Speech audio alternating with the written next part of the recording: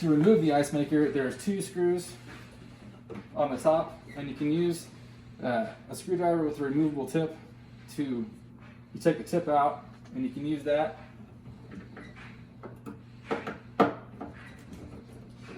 You just need to loosen the screws. Once you get the ice maker removed from the wall, just unplug it here.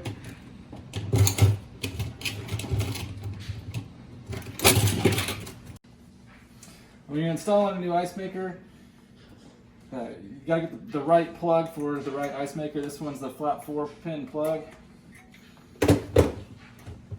Should just plug straight into where the old one was.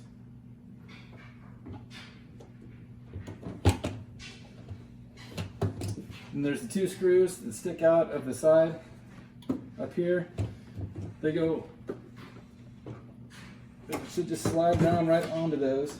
And you want to make sure that spout ends up in this little catcher here.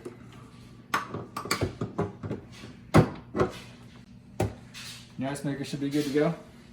We put our shelf back in. We can put all our food back in. All in all, this process took us about 20 minutes, and we defrosted the freezer. We can put all our food back in there. Should be good to go.